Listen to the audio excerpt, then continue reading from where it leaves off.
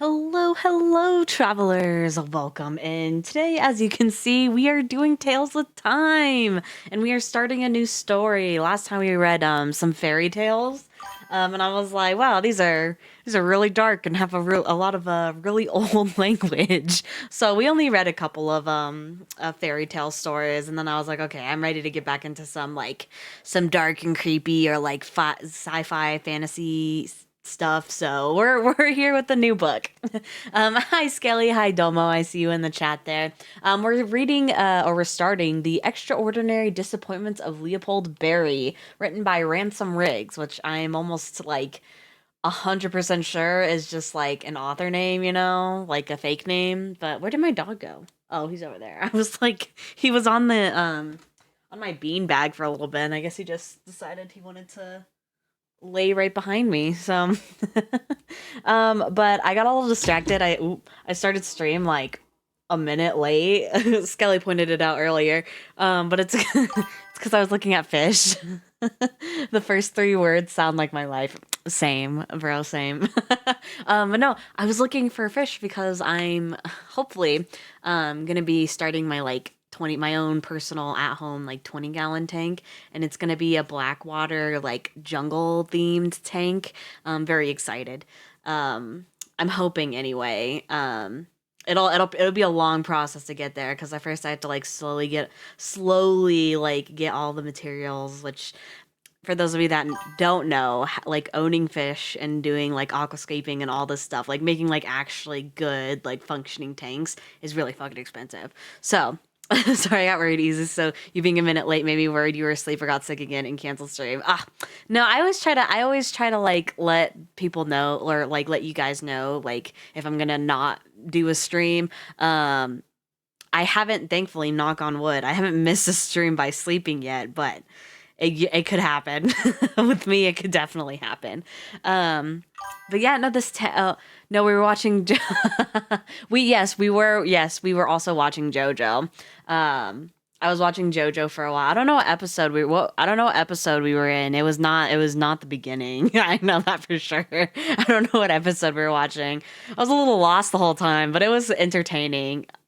That's episode 1 of part 7. That what do you mean part 7? That was the beginning?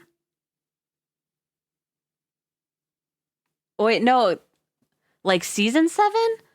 I don't know. Anyway, I was lost, but I found it entertaining because I liked all the colorfulness and just the moments. I kind of understand where all the memes come from now. But yes, and then afterwards, when I was sitting upstream, I started going fish shopping. So JoJo's parts, each one is kind of secluded from the rest, other than some main things. Oh, that makes sense. Okay, I see. I see. But yeah, no. So listen, I've been a little obsessed with this fish tank, right? Like I said, it's gonna be a black water, like jungle, like river themed one, and I'm gonna have some killie clownfish, which they're like top floaters, and then I'm gonna have some sparkling gouramis. They have like little feelers. They're so cute. If you don't know what they are, you should look them up because they literally like they have little feeler fins and they'll like stick them out and touch everything with them, and they also make clicking noises and will spit water at you. So I really want those. And then of course I'm gonna have like shrimp and some loaches and whatnot. And I just love fish tanks, guys. They just make me so happy. Part 1 and 2 are season 1, and then every part following is its own season. Oh, that's interesting. I want to start it from like the very very begin, like the very like part 1 and all that cuz I'm a little lost. But no, otherwise I did very much like it. It was very funny at some points. Also, my drink of choice today is Gatorade. That's why we have a different president for the year 1890. Ah! Yeah. We might do some watching of the early parts in Discord later. Hell yes. Mm. Oh, it's apple. Which one is this one? Apple Burst is the Gatorade I have. Also, hi, Cheechin. You really weren't kidding when you were like, oh, yeah, we only have like 9 minutes left of this episode. I was like, oh, maybe I should. But then I was like, oh, I can't. I'm already running late. Let me know when you do, and I'll pop in when I can. Yeah. You had a lot of, there's a lot of people watching, right? There's like about, what, 5 or 6 people watching, including me and you, which is why are you looking at me like that? Hello? My dog is like glaring at me. What do you want? What is it? I locked him out of my room earlier when I went to go take a shower because I called his name and I was like, Harvest, come downstairs. I'm going in the shower. You're going to get mad. I was like, come into the room. And he just looked at me and then he went upstairs and I was like, okay. So I closed the door and I locked it because if I didn't lock it, my grandma would like eventually open the door for him. No, I closed the door and I locked it because I was petty as fuck. And apparently he was throwing a big hissy fit about it to my grandma. So he's like a child. Yeah, you're my child. My little bug butt. Yes, yes, yes. He's going to the groomers on was it Tuesday of next week? I'm so excited. No more shedding. No more shedding for a while, yeah. Yeah. Dogs are everyone's babies. Yes, he is my child, my baby. Yeah. Yeah, so handsome. Oh my gosh, I had to take him to the I don't know if I told the story yet. I took him to the vet because I had to update his shots, right? Usually when he's getting his shots done, I'm there with him, right? And so he does pretty fine with them, like he doesn't even really notice or care. But this time it was a little different because he had to get his blood drawn because I wanted to get him a heartworm test and stuff because he was a little overdue on that. And so they were like, "Oh, when we take him back to draw his blood, is it okay if we just give him the shots then?" And I was like, "Yeah, that's fine. Whatever. That's cool. You can do that if it's quicker." So they took him back, and like 5, 10-ish minutes later, they came back, and he has his little bandage on his arm, and he runs up to me and he's whining and barking, not barking. He doesn't really bark. He like makes like a dying seal noise. And he's making these noises at me, and I'm like, whoa. He obviously didn't like that, and the doctor comes in and is like, so Harvest was a little naughty during his shots, and I was like, oh my god. I was like, oh my god, did he fucking bite someone? And she's like, no, no, no, no, he didn't bite anyone, but he did bare his teeth at us a lot. And I was like, oh, so he's smiling at you. And she's like, I guess, but it was only when we were drawing his blood. And I was like, oh yeah, he probably didn't like that. And she's like, well, to be fair, I don't think anyone likes getting their blood drawn. And I was like, yeah. So he was but they were like, but we did have to put a muzzle on him just because we didn't want to get bitten if he did decide to go down that route. And I was like, yeah, I guess that's fair. I don't think he would have bitten you, but that's fair, I guess. Sure. But no, he's a little naughty about it. And then he came and tattled to me and I laughed at him. So, but now he's fine. He was just a big baby about it. Oh my gosh, I've been yapping forever. Listen, I'm just in a very yappy mood because today I was a little I was a little pissy all day at work, I'm not gonna lie. It was really hot out and I don't do very well when I'm really hot. I get really irritated easily. And then we had a meeting like right after our morning like drop off and I did not want to go to this meeting, but we had to because apparently it was mandatory. Cause like everything's being changed and stuff around. It's really freaking stupid. But anyway, I had to go to this meeting that was only 30 minutes long. Um, but I like it was a very tiny room crowded with at least like 20 plus people, and I was just not having it. And like someone took my seat. One of my coworkers took my seat. My stuff was on my seat, and they took it. And I was like, "What the fuck?" And that just set off that just made me even more pissed. I was like, that just made me even more pissed off. And so I sat on the ground because I was like, fuck this shit. I'm just gonna sit here and fucking look at the ground. And then eventually she moved, and so I got my seat back, but I was still pissed that it happened. And then I came home and I was like, okay, I'm gonna take a nap. But then I was like, I looked at my room and I was like, actually, I need to rearrange everything. So then I moved around a bunch of furniture in my room, did not get the nap I wanted. And because I looked at the time, I was like, oh my gosh, I need to go to work. And so then I got my car and then I went to work. And then my kids were naughty today. And it was a lot. It was a long day, guys. It was such a long day.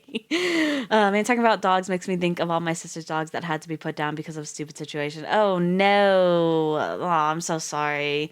That also reminded me though, when we went into the vet, there was like a really, really old dog and his family, and they were there to put him down. And he was like actively dying on the ground. It was so sad. And my fucking dumbass dog decided, oh, I want to play with that dog, and kept trying to freaking like go and play with him. I'm like, dude, he's dying. You cannot play with him. Because he was doing that play bow thing that dogs do, like, oh, let's play, let's play. I was like, oh my god. So I had to like pick him up and hold him while I filled out paperwork, and I was like, this is not it. Um, oh yeah, doing dishes before bed always makes my mornings better, because then I'm like, oh, then I don't have to do anything the rest of the morning. Okay, I need to stop yapping. We're supposed to be reading. We're supposed to be reading at the moment. Right now I'm just rambling. But yes, let me get into the freaking thingy here. Of course, as always, I do have the overview and then my expectations, and then we'll get into the book. So, Easton was a sweet boy, but he was slowly becoming more aggressive for some reason. Oh, that's no good. That's a cute name for a dog too, Easton. That's cute. Actually, I think my coworker's baby's name is Easton. I'm pretty sure. Oh, that's sad though. Right. We are reading The Extraordinary Disappointments of Leopold Berry. It's like I want to say it's sci-fi-ish. I haven't read it yet. It's been on my reading list. I've had it for a while now. I haven't read it yet. But basically, this is like part of the overview. The whole overview isn't there. I posted the whole overview on the Discord in the bookshelf tab category, whatever the fuck it's called. But basically, it's about this kid. He starts seeing weird things in Los Angeles, like real weird shit. As it says, like a man putting teeth in a parking meter, glowing trap doors, a half mechanical raccoon with its tail on fire, a bunch of weird shit. But all of it happens like after like his mother's death and stuff, and so it's basically like a story about like going through grief and all this stuff, but like throwing in sci-fi. Um, and it's written by Ransom Riggs. Never read any of their work before, so this will be a first, but I've heard very good things about it. But apparently it's part of a series. I think he has a couple books out now for it. The Thunderworld series, like this is volume 1. So it'll be very interesting. Expectations. Most of you here already know what my expectations are for reading time. But as always, I will go over them again for those who don't know or are popping in or are watching this on YouTube for the first time. I try to keep our conversations on topic. Like, I don't mind if you guys are just chatting to each other, like saying like, oh, hey, how are you? Whatnot. Don't spam like dick or fuck you in my chat, okay? Just don't do it. Just don't do it, all right? Don't spam that. But you guys can have like conversation. I don't care if you guys are chatting. But having said that, I also don't read the bottom. I just now realized I didn't actually fill in the rest of that. Yeah, or pussy. Don't spam that. I realized I did not like fill in the rest of this. Just ignore this because I was using a template. And I just forgot to like fill in the rest of that, but just ignore it.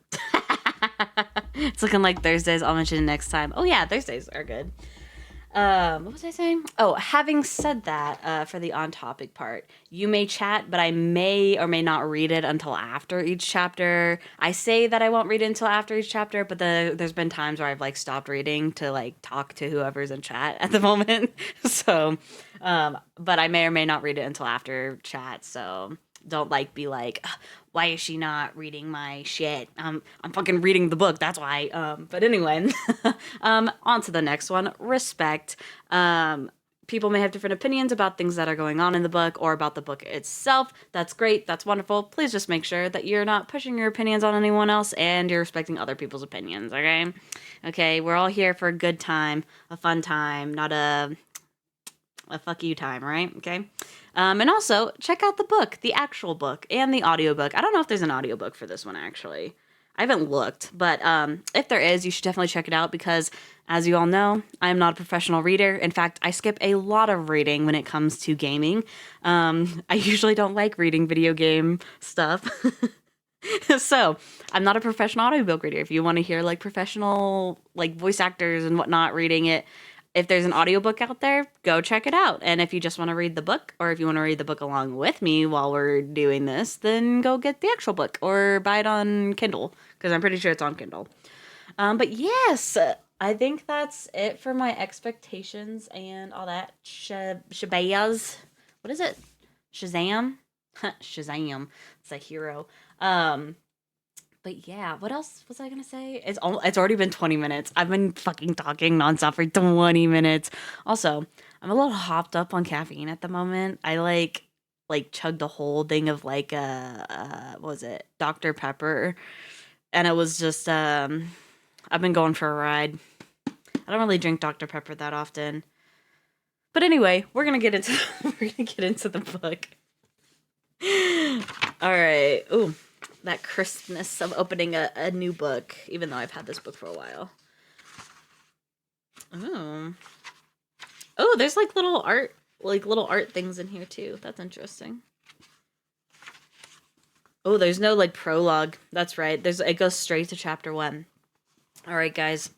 We're going to go ahead and jump in, get cozy, grab your favorite drinks or snuggle up with some blankets or some pets, and we're getting right into it.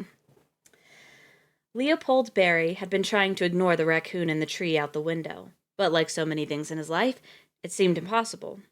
The raccoon was perched on a branch that aligned perfectly with the head of the man Leopold was supposed to be listening to, a man who just asked Leopold a question he hadn't really heard.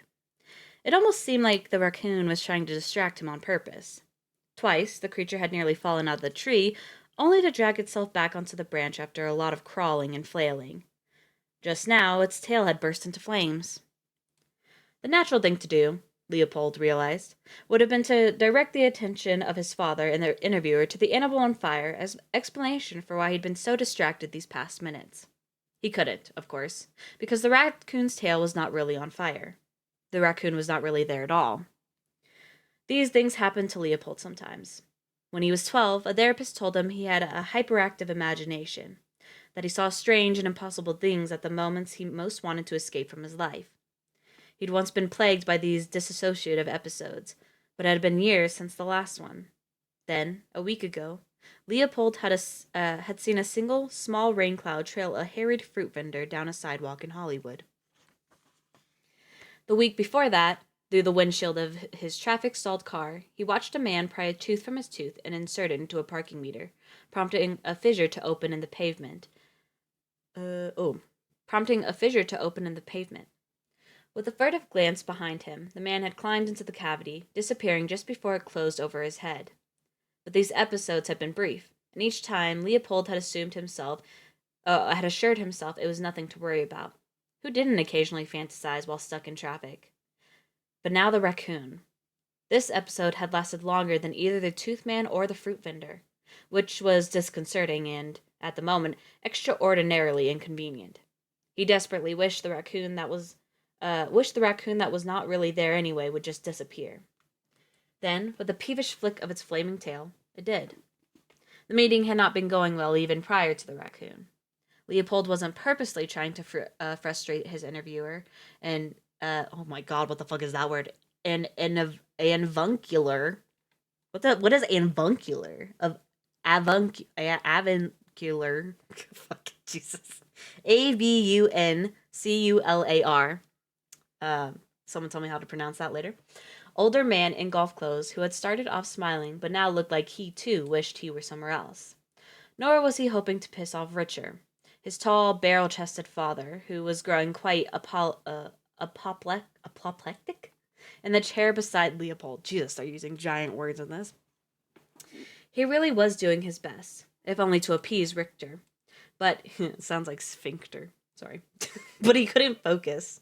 The gray suit Leopold had been forced to wear was loose in some places and tight in others. He was certain his pale skin had flushed bright red. He'd forgotten most of the canned responses his father had encouraged him to memorize, and the ones he did remember came out sounding forced. And now he'd allowed 6 seconds of excruciating silence to elapse as he stared out the window at a non-existent raccoon. Leopold directed his eyes back to the man behind the desk. Sorry, what was the question again? There was a creak of stiff leather as Leopold's father dug his fingers into the arms of his chair. Larry's just tired, he said through peroxide white teeth. Poor kid was so excited about this meeting. He hardly slept last night. Larry was a nickname Leopold had acquired in childhood and had never been able to shake. Larry Barry. It sounded like a punchline. The only person ever to call him by his given name, Leopold, had been his mother, and because it rang foreign on anyone else's tongue, he'd long ago resigned himself to Larry, a name that made him cringe whenever it was spoken aloud. The man glanced at his watch.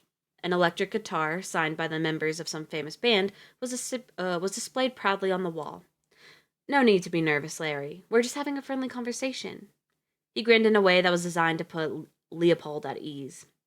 I asked, what's your greatest strength? What do you feel you're best at? Leopold cleared his throat. He could feel his father's eyes drilling into him. Well, I guess. He tried to conjure one of the answers he'd rehearsed. Something about leadership and problem solving.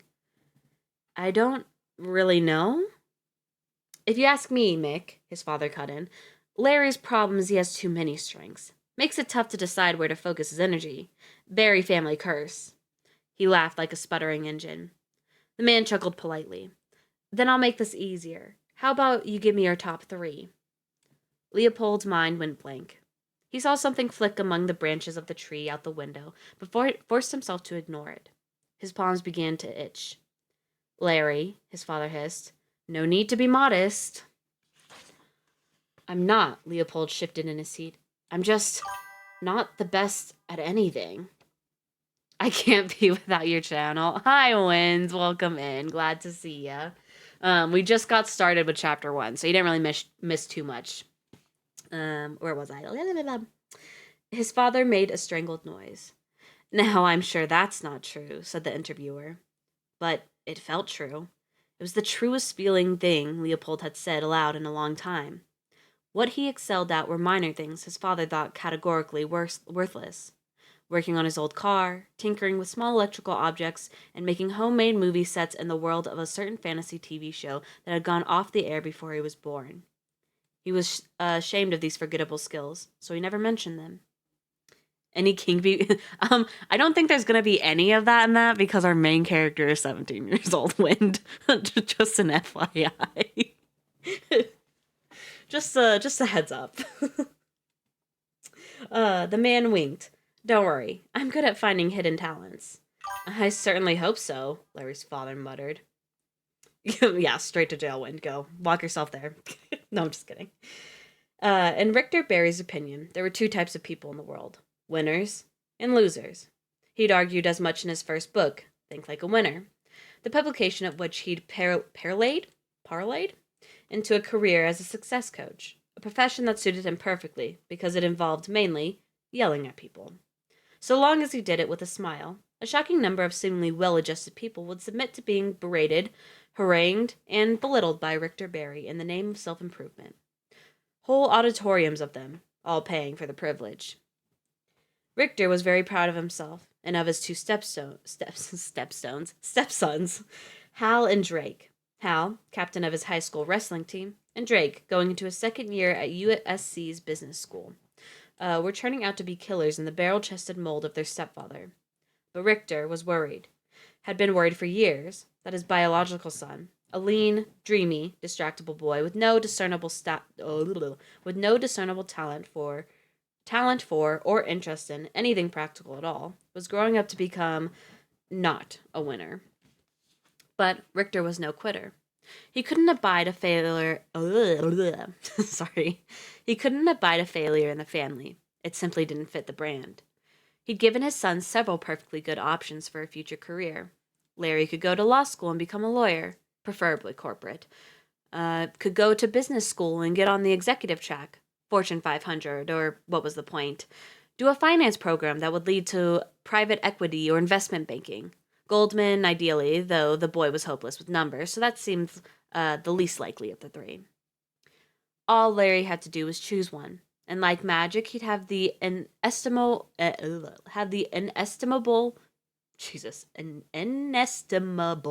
blessing of his father's support.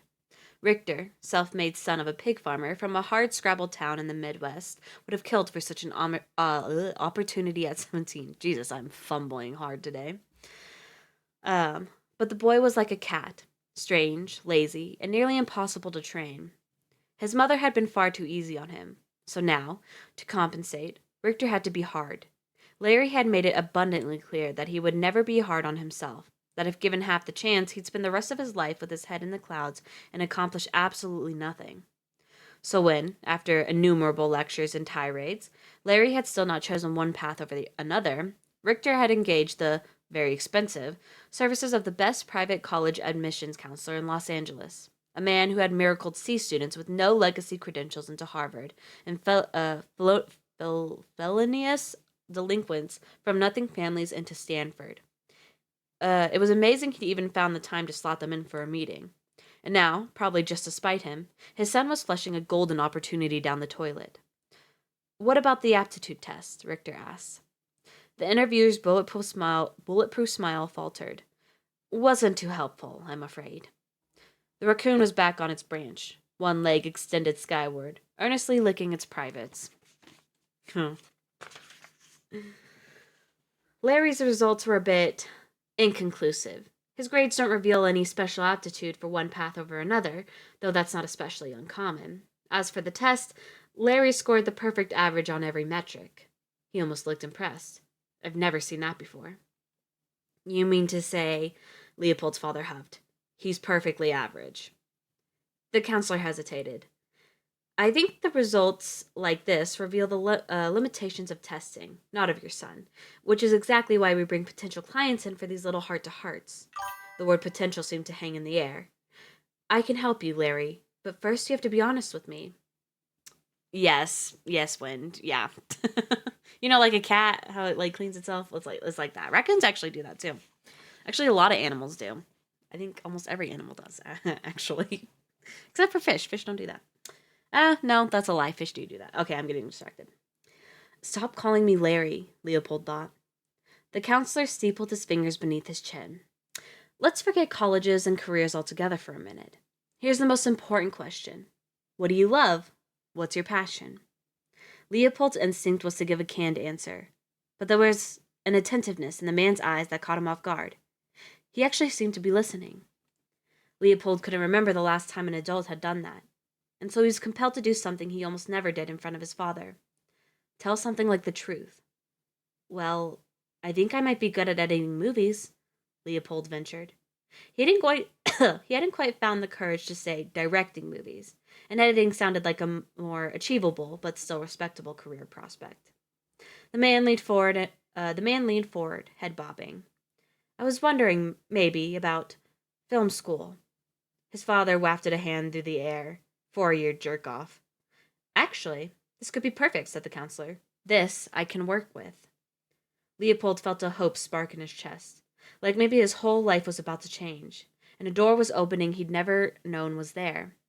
And then the man said, "You should consider entertainment law. Some of the best paid lawyers I know work for movie studios."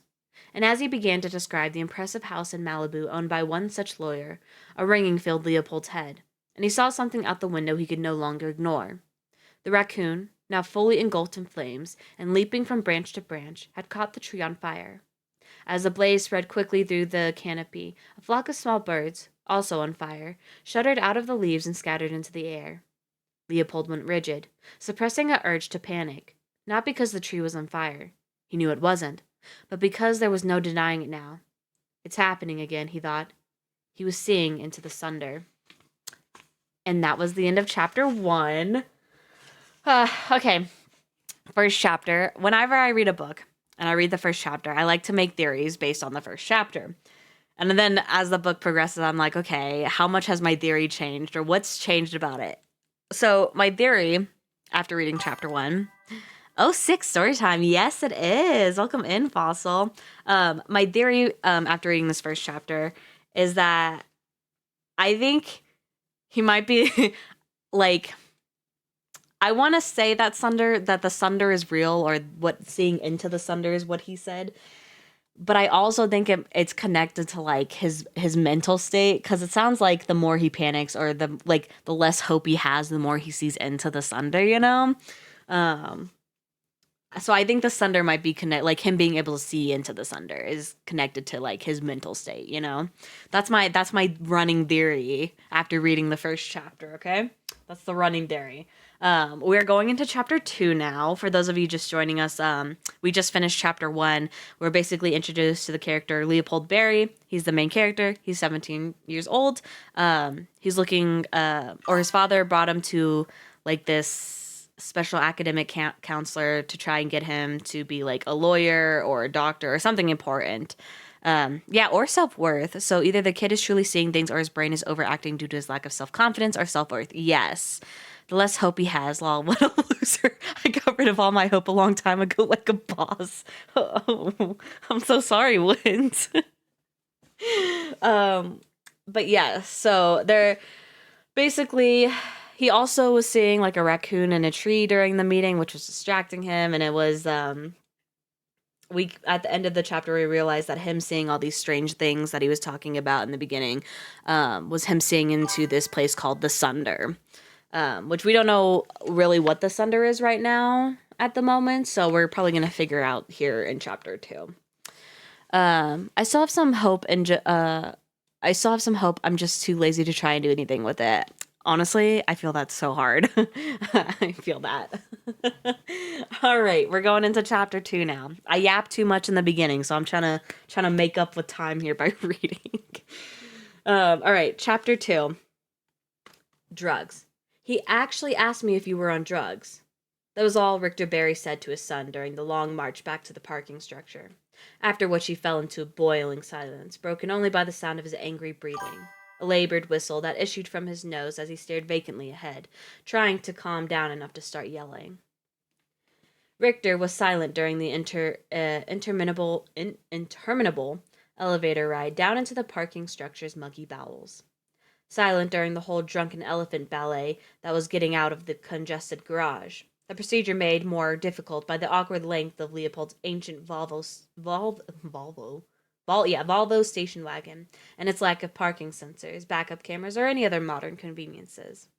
Silent as Leopold struggled to click his frayed seatbelt into place. That Richter hadn't even made a comment about the Volvo, a family embarrassment, which he consented to ride in only when his Porsche was in the shop, as it was today, meant he was well and truly about to explode. They reached the pay booth without incident, only to discover that $3.75 was owed even though Leopold had gotten their parking stub validated, and the garage only accepted cash, and that aside from an old movie ticket stub and his driver's license, Leopold's wallet was empty. He knew better than to ask his father for the money, or to get the "you're never prepared" lecture on top of whatever tirade was already in store for him. In a panic, he ran his hands through the cup holder, the side door pocket, and the never-used ashtray, which netted him a grand total of $3.50, still a quarter short. As a car honked somewhere in line forming behind him, Leopold apologized to the old lady attending the booth, unbuckled his safety belt, and jammed his arm down into the crack of the cloth seat. That earned him a cut on his finger, a smear of belt actuator lubricant on his wrist, and 2 sticky dimes. He gathered their coins and wadded bills and held them out in cupped hands, accepting them with a oh Jesus, this freaking book uses so many big words. I can't. Ugh, with a lugubrious. That's not how you fucking say that. Lugubrious. I'm typing that out. I want you guys to try and say this out loud and tell me that it doesn't sound fucking stupid as hell. That's the fucking word. Lagunar? No. With a lugubrious sigh, the attendant began to tally the change. See, she was of young grandma age, just elderly. I'm really butchering it tonight, guys. Just elderly enough that Leopold wondered what had gone wrong in her life that she had to work a job like this, forced to make change all day in the lightless belly of a Beverly Hills office building. She wore a rumpled green vest with the words "Underground Parking Corp" stitched above a name badge that read Rochelle. Another horn bellowed in the rumbling gloom. Sweat trickled down Leopold's collar. Rochelle finished her leisurely count and looked up at him, expressionless. "You owe me a nickel." "I know. I'm really sorry. That's all I have." Leopold prayed she would just shrug and wave him through, but she only stared. Leopold tried again. "Could I come back with it later?" Richter sighed, leaned roughly across Leopold, and thrust a $100 bill at the woman.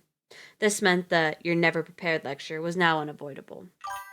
The attendant pursed her lips and pointed to a sign that read, "No bills over $20." Richter Barry retracted his hand with imperial slowness before folding the money carefully into his crocodile leather wallet. He preferred cash and never carried anything smaller than 100. I pronounced it right. Lugubrious. Hell yeah. I forget. See, I freaking knew it. No, I didn't. I was like, this can't be right. Never carried anything smaller than 100 on principle. A principle covered in chapter 4 of Think Like a Winner. You have 5 days to pay via mail, the attendant monotoned, or your debt will be turned over to a collections agency. I'll give you the address. Even in the dark, Leopold could sense his father turning purple. The attendant swiveled on her stool to grab a slip of paper, and that was when it came to Leopold's attention that she had a pair of wings sprouting through the back of her vest. They were dull gray, about the size of a backpack, and lay folded against her shoulder blades, the feathers a bit rumpled from long hours of sitting. Leopold sat blinking, his face going tingly. He seemed to lose a bit of time. You know what this... at what point as a writer do you decide against using large uncommon words? When you realize that a majority of your audience can't read them. Or have to look it up in the middle of reading. No, you know what I've realized as he's like describing whenever he sees the thunder? It reminds me of oh gosh, it's like a type of sickness. It affects the brain. Or it's like not a disease, like a virus. It affects the brain, but you like see like hallucinations and you lose time. Oh, I can't remember what it is, but this reminds me heavily of that. Anyway, where did I? Oh yeah, he seemed to lose a bit of time. One moment he was staring at the wings and wondering how she'd gotten her clothes on over them, and the next he was jolted by another car horn, the attendant having strolled back to face him. She gave him a strange look while waving the slip of paper in his direction. He reached out to take it, his eyes fixed on her vest. He was sure the words stitched above her name badge had changed. With the addition of a single letter, they now read Sunderground Parking Corp. He whispered the word aloud, his lips forming it involuntarily. Sunder. The woman snatched his outstretched wrist. Her hand was icy, and the strength in her arthritic fingers was unbelievable, like talons digging into his skin. She leaned toward him and whispered in a voice that was low and raspy and slightly threatening. It ain't polite to stare. The ghost of a smile touched her lips, then vanished just as quickly. She let him go. He reeled back into his seat. The barrier arm swung upward as another car blasted its horn. Drive! Richter snapped, looking up from something he'd been typing on his phone. What's wrong with you? Leopold eased the car forward, watching the woman's reflection shrink in his mirror until sunlight blasted the windshield, erasing her. As Richter wondered aloud whether her son might really be on drugs, Leopold waited for a break in traffic, gripping the wheel tightly so his father wouldn't see his hand shaking. And that was the end of chapter 2. These chapters are kind of short, I realized. Wait, I want to see if they're going to stay short throughout. Because it's not a very thick book, so maybe they just have really short chapters. Holy shit. Not including the epilogue, there is 63 chapters. So they're all short chapters. Yeah, these are going to all be short chapters. Which I don't really mind that. Because, it's like, they're either really short or they're not really short. They're either short or they're really long. And I think I prefer the shorter chapters because then I don't get stuck in a long chapter and have to stop in the middle, Yeah. Because it's only like, the book itself is only about like 330-ish pages, I'd say. So it's not a very big book. Like it's a normal size chapter book. So honestly, I don't really mind the short chapters. But anyway, we're moving on to chapter 3. No, but yeah, I think it's not encephalitis. Is it encephalitis? I'm trying to think of the virus, the one that I was talking about earlier, where like you see hallucinations and you lose time and stuff. I think it's encephalitis, but I could be wrong. I'm probably wrong. Anyway, moving on. Chapter 3. Mercifully, Richter hadn't seemed to notice Leopold's bizarre interaction with the parking garage attendant, nor had he seen the wings, because of course, they hadn't been there. Leopold knew from experience that his episodes tended to cluster in threes. The raccoon had been the first, what happened in the garage the second. Given what usually triggered them, and how badly he wanted to be anywhere other than trapped in the car with his father, and steadily thickening traffic, It seemed reasonable to expect that a third would be along any time now. He couldn't let it happen. Not while he was behind the wheel of a moving car, especially with Richter riding shotgun. Telling his dad what was happening to him was not an option. So Leopold focused on the road ahead and pretended Richter wasn't there, nodding occasionally to stimulate listening. Maybe this way he would make it home without seeing any more flame-engulfed fauna or parking garage angels. Maybe this way he wouldn't blank out for 30 seconds and crash the car. Damn it, Larry, I said take fountain! Richter's sudden bellow pulled Leopold from his reverie and back into La Cienega Boulevard's rightmost lane, where he'd just missed a crucial turn. This sparked the always take fountain speech, which he endured with little nods and apologies. He learned early in life that there was no arguing with his dad. That would only prolong the lecture and raise its emotional temperature a few notches on the Richter scale. You just had to endure, and eventually he'd wear himself out. The lectures could be cool-tempered speeches or angry tirades, but they always fell into one of a few categories. So predictable, Leopold had given them names. After they'd left the garage and become enmeshed in traffic, Richter had launched into an impassioned delivery of "I've never been so embarrassed in my life," an old favorite. He then veered into "You've got no ambition," downshifted into "Aren't you ashamed of yourself?"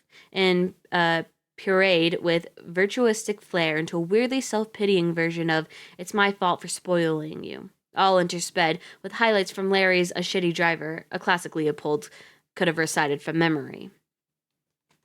At a red light, he felt the Volvo stutter and threatened to stall. He shifted into neutral and feathered the gas so it wouldn't die in the middle of the road, which would almost certainly trigger a high-volume rendition of "I should sell this shit heap for scrap," which of all his father's lectures was the one Leopold hated most. The Volvo, Bessie, was Leopold's dearest possession. She was egg yolk yellow and speckled with rust. Oh my god, I'm so tongue-tied today. She was egg yolk yellow and speckled with rust and had belonged to his mother. Richter regularly threatened to get rid of it because it was unreliable and ugly and didn't fit the Barry brand. That he never followed through on his threats seemed a rare proof of kindness in his father, as well as a quiet admission that he, too, missed Leopold's mom, though they never spoke about it. It was also, Leopold assumed, the only reason Richter allowed the Volvo to remain in their driveway. Leopold glanced at the odometer? I don't fucking know. 7,261 miles. It hadn't been zeroed since she died.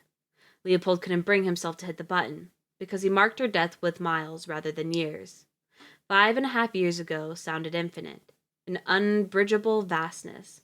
Somehow, 7,261 miles ago felt closer. That was just a long plane trip. Sometimes Leopold rode his bike or took the bus because he couldn't bear to watch the number creep any higher. Sometimes, when he could no longer stand being in his father's house, but had nowhere else to go, he'd slip out and sit in the car for hours, just reading or listening to music. When things got really unbearable, he'd sneak out at night and sleep in the back seat. Green light. He shifted into first, and the Volvo jerked into motion. At some point, the lecture had morphed into a recounting of Leopold's recent failures. Richter totting them up on his fingers. Cut from the baseball team. Rejected from that internship. Only summer job you could find was in some lousy coffee shop. And now this. The steady drumbeat of loser, loser, loser threatened to suffocate him. He willed himself to think of nothing. Instead, watching the odometer tick over another mile. Leopold thought of his mother, and then of Sunder. One often begat the other. Begat? Yeah. One often begat the other. That was the end of chapter 3. On to chapter 4. I really do like the shorter chapters, I think. But also, I think I'm, like, stumbling so hard because I'm, like, reading fast. I gotta slow down, you know. I guess we gotta slow down. Anyway, chapter 4. Shortly after his 12th birthday, in the unseasonable heat of a Los Angeles December, Leopold's mother had died. It was cancer, rare and aggressive and swift. Before it took her, Monica Barry had insisted on celebrating her son's birthday, despite the circumstances. And in the grim period following her death, he was haunted by the image of a forgotten balloon slowly deflating in the corner of her hospital room. That summer, in the gloom of sunless June, the episodes had begun. He came to think of them as seeing into the Sunder. Sunder was a fictional realm from a 1990s fantasy TV series called Max's Adventure in Sunderworld, which had aired and gone off of the air over a decade before Leopold was born. It was in the blurry weeks after his mother's burial, amidst the hectic move from their bungalow in Venice to Richter's house in Brentwood, that he found the uh, ugh, seven VHS tapes of its one and only season in a cardboard box bound for the trash. He'd never seen the tapes before and had never heard of the show. He assumed it was one of the many projects his mother had worked on during a youthful stint as a film and TV assistant. He rescued the tapes in a battered old VCR. It was a few weeks before he bothered figuring out how to hook the VCR up to a TV, and another few before, late at night, in his cold new room in Richter's house, he got around to popping in the first tape. He engaged with only mild interest at first, because Sunderworld was kind of campy and cheap-looking. A wooden acting, flimsy sets, cinematography that sometimes wasn't even in focus. It followed the adventures of a seemingly unremarkable boy named Max, who meets a talking, half-mechanical coyote in the desiccated field behind his apartment complex. Like the coyote, harried and short on details, gives Max an ornate key before vanishing in a puff of flame. Max locates the corresponding door beneath a freeway overpass, discovers a pleasantly cliché-ridden magical society hidden in the nooks and crannies of Los Angeles, then further discovers he's not only a spark, as the magically inclined citizens of Sunder are known, but a once-in-a-generation channeler, gifted with great power and tasked with protecting Sunder against Noxum, monstrous invaders from the Ninth Realm.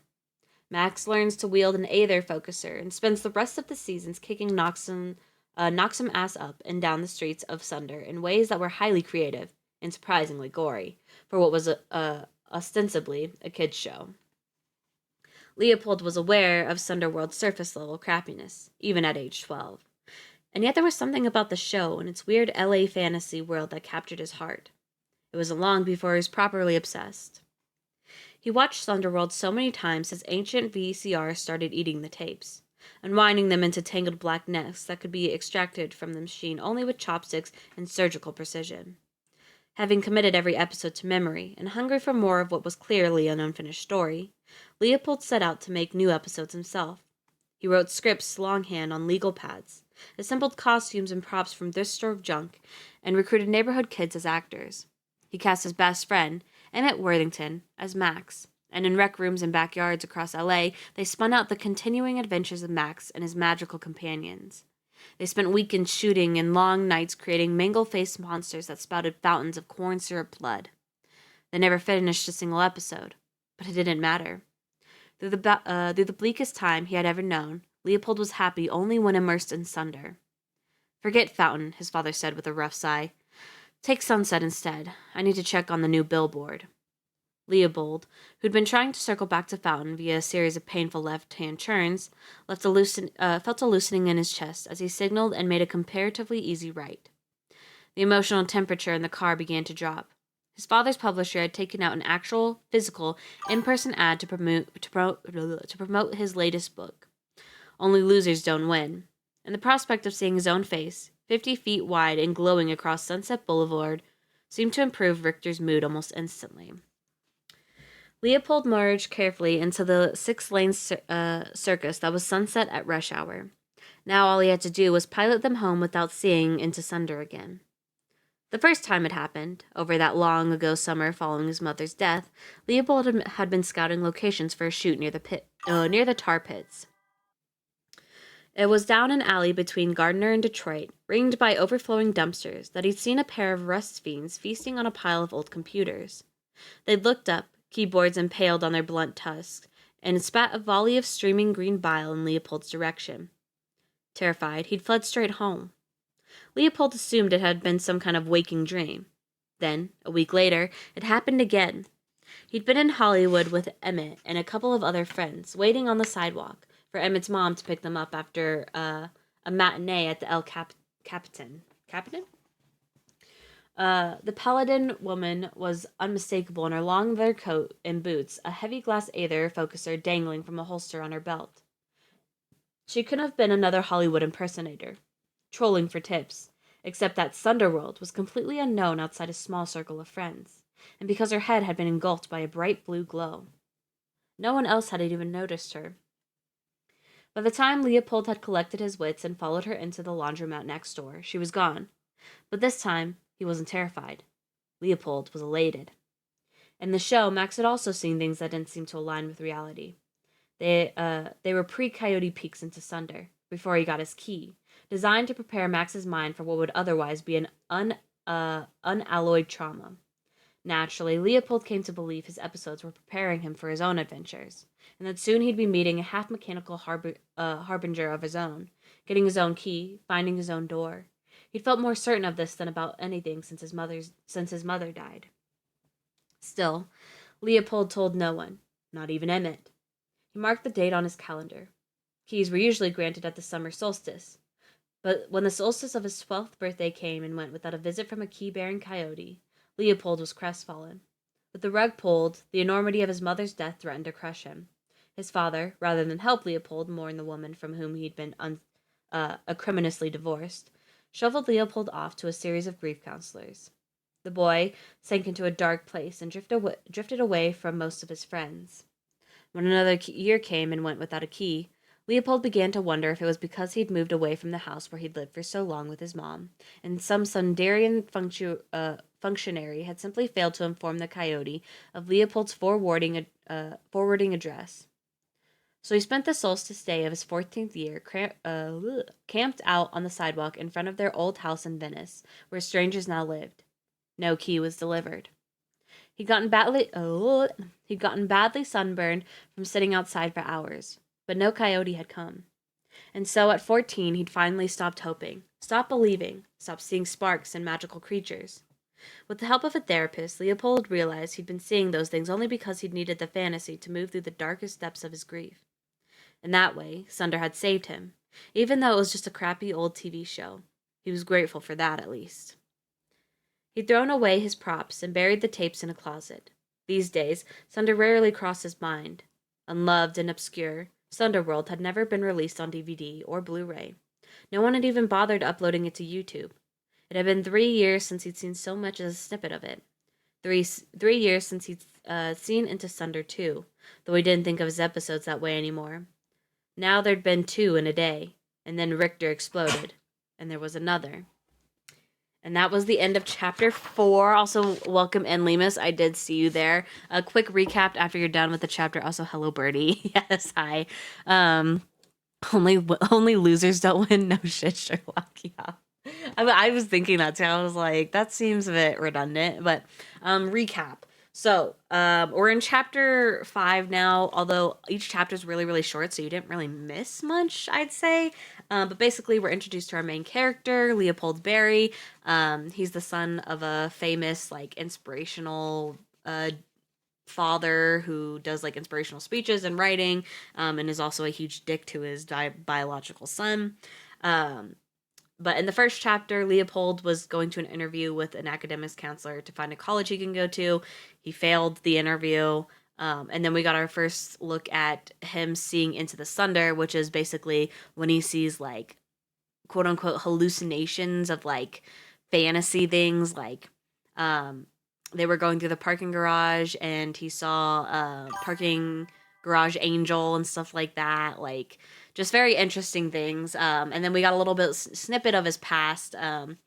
His mom is so he started seeing the Sunder after his mom died, and he watched these tapes based on a show called Sunderworld. Um, yeah, But here's the thing: my running theory, because I like to make theories, is that he is able to see into. I think this is gonna be full on, like, sci-fi fantasy. I believe. I think there really is gonna be that, but I think him being able to see all these, like, fantasy and sci-fi creatures and things that are happening is definitely connected to his mental state, because he's only seeing them, like, when he's in, like, high key stressed moment, like when he's high key stressed, you know. I also said earlier that it reminds me of, like, like a brain virus. There's a virus that affects the brain. I think it's encephalitis, but I could be wrong. I think it might be something else. But basically, you see hallucinations and you lose time. Because he was talking about how he kept losing time whenever he saw these visions and stuff. Could he have the ability to see between life and death in different timelines? No, he just sees into like he sees things from a different world from like a TV show he watched as a kid called Sunder World. He sees things from the Sunder. And so whenever he sees these like hallucinations, he calls them seeing into the Sunder. And he hasn't had one in years, but today during the interview, he saw the first one, which is a raccoon that was on fire and had like a metal tail and whatnot. But yeah, that's your little catch up there. We're going into chapter 5. Basically chapter 4 was just him going over like his past a bit, and now he's about to see another vision, apparently, is what it sounds like. Maybe he's just high and tripping balls. Yeah, maybe he could be. You know, you never know. But anyway, chapter 5 is very, very short. It is literally 2 pages long, and that is it. Interesting. Okay, chapter 5. Here we go. It was the billboard that set him off. Perched on the hill above Carney's, on the north side of the street across from Sunset Tower Hotel, it loomed into view and sent Richter into an instant rage. The printers had misspelled the name of his website. Leopold's adrenaline spiked as his father ranted about suing the printer, demanding that his son look at the incompetence he was forced to deal with. Leopold glanced at the billboard for only a moment, then returned his eyes to the road to discover a red blur filling the better part of the windshield. Some kind of streetcar was crossing in front of them, careening through the intersection, and they were about to slam straight into it. Leopold shouted and hit the brakes. Their seatbelts locked as a tide of trash from the back seat broke over them, the Volvo fishtailing while cars swerved and honked. The unhinged screaming began even before they'd come to a full stop. Hi, Cheese. Welcome in. Peanut butter tends to melt in my hands. Oh, yeah, I would think so. Oh, yes, vehicles. I understand this story. Hi, lawyer. Does someone want to give him the recap? Because you literally came right after I gave the recap of the previous chapters, lawyer. Anyway. Where are we? Are you trying to kill us? What the hell is wrong with you? We were gonna hit that red trolley thing. What trolley? What are you talking about? Are you out of your goddamn mind? Leopold looked again. There was no streetcar climbing the hill to their left. No trolley tracks in the pavement. I should take away your license. Richard. That name's misspelled. No, it's not Richter. I've been reading his name wrong the whole time. It's Richard. That makes so much more sense now. No, never mind. It was a misspelling because it's Richter. I was right. They just misspelled it on this one. Oh, fuck, that scared me. I was like, have I really been misreading his name? No, they just misspelled it. They misspelled his name. Richter plucked a crumpled hamburger wrapper from his lap and flung it at his son. This shit heap is getting strapped first thing tomorrow, and this time I mean it. His father got out, slammed the door, and flipped off his own giant face. Then he started speed walking down Sunset, leaving Leopold to sort out the mess on his own. Leopold's hands were shaking and itching. He tried to start the Volvo. It had stalled, of course, and now it refused to start again. He screamed in pure, blind rage, then slammed his hands against the wheel as hard as he could. And a Roman candle's worth of bright red sparks came flaring out of them, blinding him briefly while filling the car with amber-hued smoke. It was several seconds before it dissipated, leaving ghostly whirls of whitish vapor curling in the air. Leopold sat there, stunned, as the last traces evaporated. He couldn't hear the horns anymore, or Sunset Boulevard at all, only the blood pounding in his ears. He turned his hands over and stared at them. They throbbed a little, but aside from the old, faintly rigid lines of moon-shaped calluses that cut across the center of both palms, his hands looked normal, only they didn't itch anymore. And that was the end of chapter 5. Like I said, it was really short, only 2 pages long. So there's this guy, he's tripping balls or maybe not, and that's the adventure. I see. So basically there's someone who's either on LSD or not on LSD. Yeah, basically. Yeah, pretty much. Our main character is Leopold Berry. He's a disappointment in life, apparently, at least to his father, Richter, who you just had the pleasure of meeting. But also he can see into another world called the Sunder, and apparently he can now set things on fire with his hands, so... Damn, the book wasn't proofread. Yeah. Anyway, we're going into chapter 6. They're also very short chapters, by the way. So, we're kind of flying through the chapters right now. But we really have only been reading for like about 40 minutes because I yapped for about 20 at the beginning. But anyway, moving on. Chapter 6. He's a disappointment in life. Ah, yes, my autobiography. I feel like we can all relate a little bit to Leopold, just a little bit, you know? All right, here we go. Chapter 6. The city's din filtered back into his ears. Honks, brakes, shouting. He was blocking 2 lanes of Sunset Boulevard at rush hour. He tried to forget what had happened with his hands. Reality was more pressing now. If he didn't get his car moving soon, it was only a matter of time before he got towed, rear-ended, or shot. He turned the key, though he knew it was useless. The engine only sputtered. Leopold sighed and banged his head against the steering wheel. A familiar sensation of failure enveloping him. When he raised his head again, the first thing he saw was his father's giant face looming against the sky, radiating disappointment. And then I choked. And then he read the line below the new book's title, about how the last one had been an instant bestseller, and he pictured the corner of their garage that was filled almost to the ceiling with unopened boxes of the book his father had bought himself. And something inside Leopold turned to hot metal. He yanked the hood release, threw open his door, and got out of the car without waiting for a break in traffic, ignoring the honks from passing motorists. He circled the Volvo, opened the hood, and tugged apart a bundle of wires beside the inlet manifold. Rear-ended or shot. Damn, talk about escalating quick. Yeah, literally. I feel like this book is going to have a lot of that, honestly. The oxygen sensor cable had rattled loose from its harness again. He reseated the wire and wrapped it with fresh electrical tape from the roll he kept on hand for such occasions. A new sensor was expensive, one of several chronic maintenance issues that would have cost more to fix than the Volvo was worth. This summer, he'd already poured most of what he'd earned slinging lattes at his coffee shop job into keeping her running. His dad was certainly not interested in throwing money at a car that left oil stains on his pristine driveway. Richter had even tried to bribe him with a less elderly and mechanical superior BMW if Leopold would only let the Volvo go. But Leopold had refused, and Richter, assuming the cost and trouble of fixing the Volvo would eventually break his son's will, had let the matter drop. Instead, Leopold had learned how to deal with all but the most complex of the car's issues himself, and in the past year had become an expert in the seemingly endless mechanical quirks of a 1991 Volvo 240 station wagon. Just in case, disabled TTs, you never know when a troll will come in. Oh, you're so true. You're so right about that. Hold on. I forgot about that. Usually I already have them off. Lawyer_cheese says you never know when a troll will come in. Lemus poopy poop. Oh my god, you guys. Hold up, let me turn them off. Where are they? There we go. Lawyer snap into the void. Oh my god. Now let me turn these all off. Hold on. Yeah, I'm getting there. Do.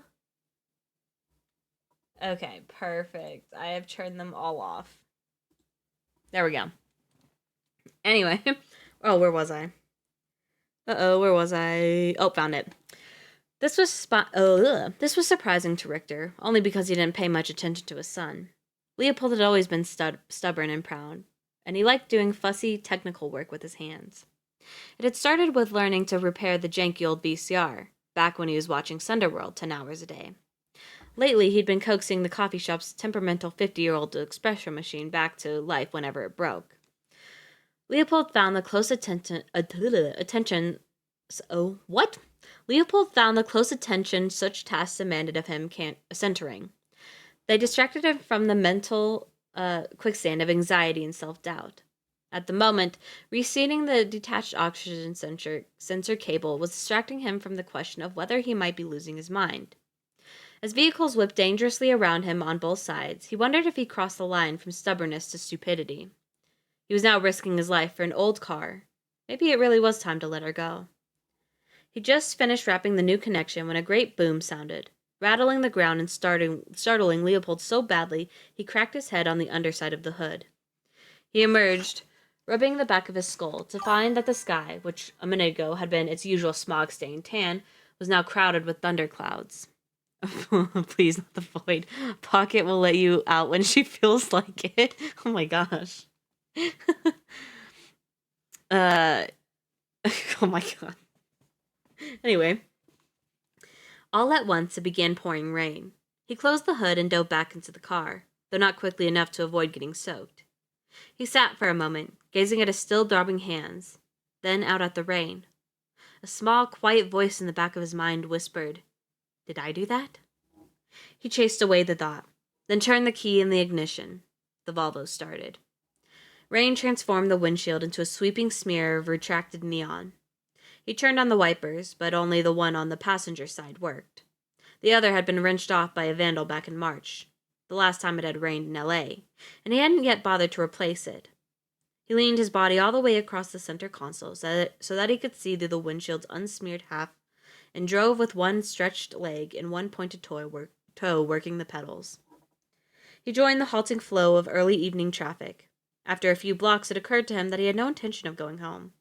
He didn't want to face his father, couldn't stomach another lecture, and wasn't about to deliver Bessie back to a place where a tow truck might be waiting to haul her away. If anyone was getting rid of the Volvo, it would be Leopold himself, on his own terms and in his own time. So for a few minutes, he just drove, the touristy glitz of sunset giving way to the gritty strip malls of Hollywood, and he tried to make sense of what had happened to him.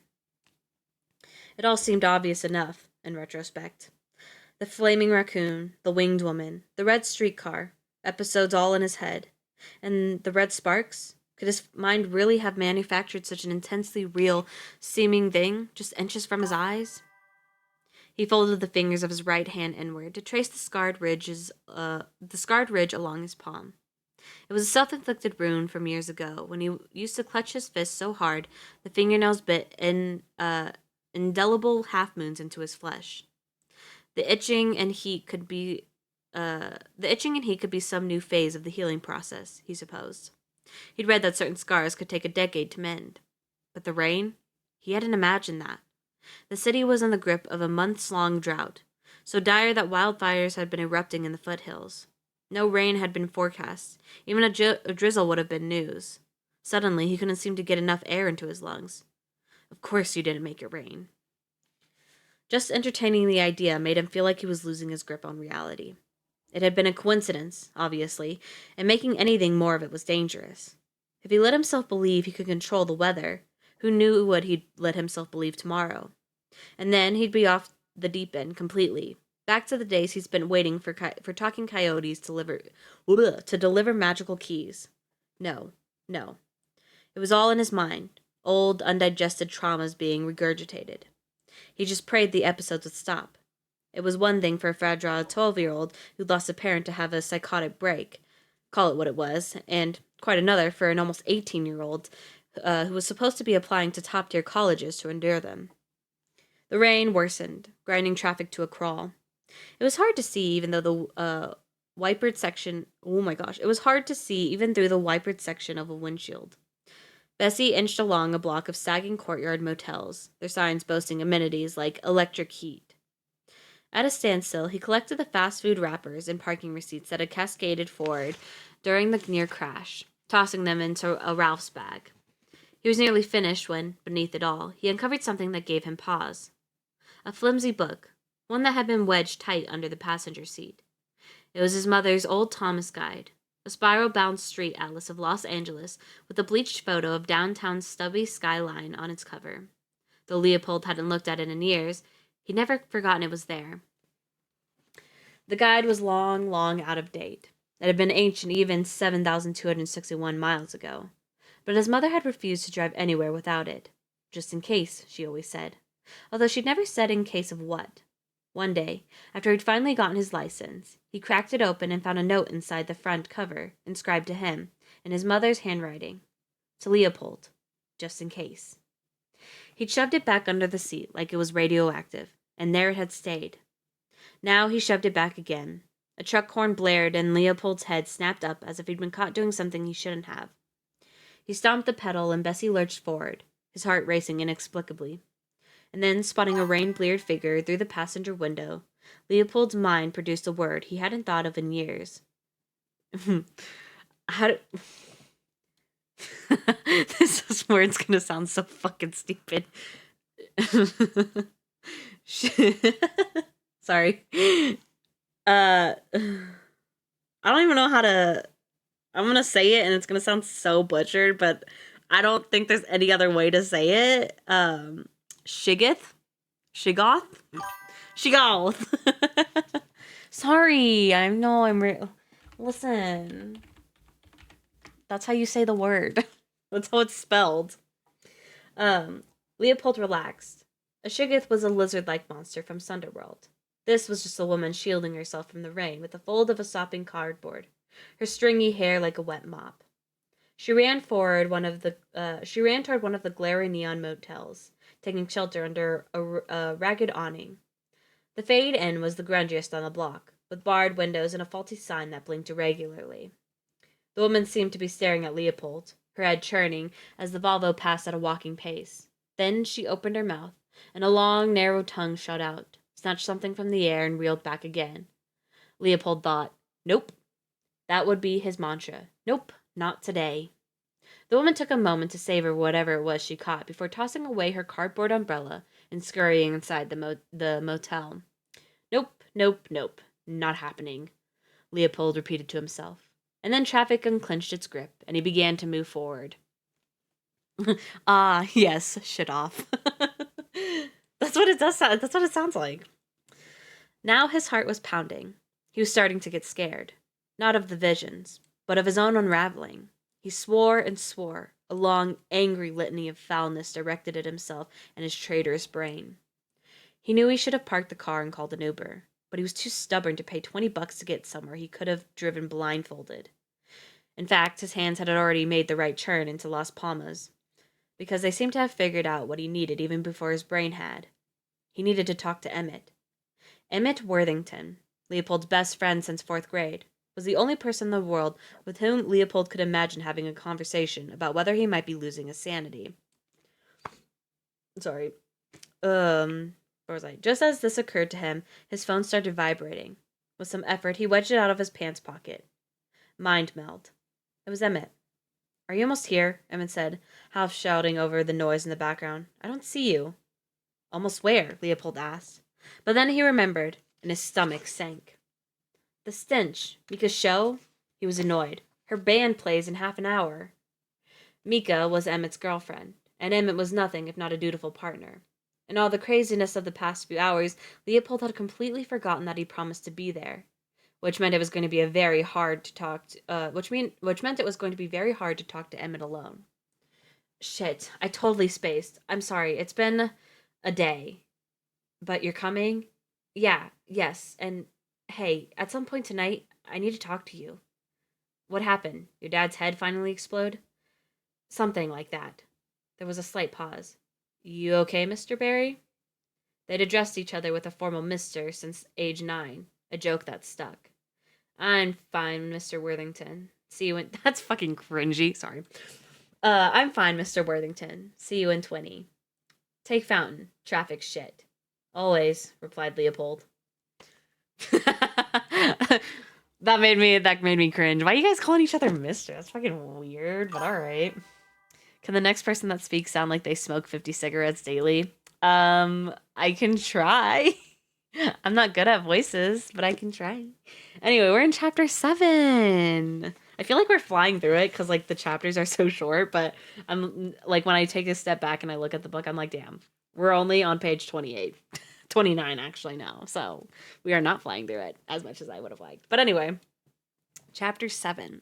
Actually, hold on. Before I do that, let me take a sip of my drink because my mouth is a little dry. Whoa, 6, 7. I hear that shit so much at work. Oh, God. And then my group of kids, right? So I deal with 5-year-olds, and I told them because we don't really let them say 6, 7 anymore because it gets really annoying. And so every time one of them says it, they'll come and tattle to me and they'll be like, Miss Pocket, so-and-so said a bad word. And I was like, what was the bad word?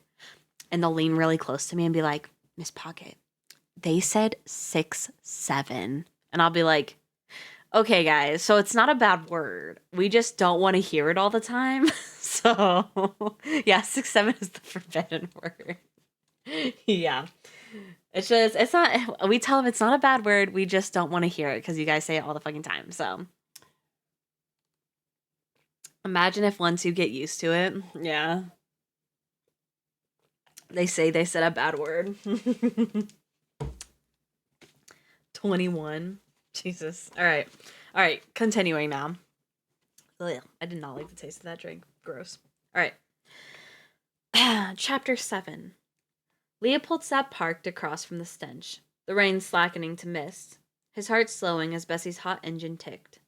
A painterly twilight had settled over the city, magical and portentous. Portentous? Lending the stained slice of downtown an otherworldly splendor.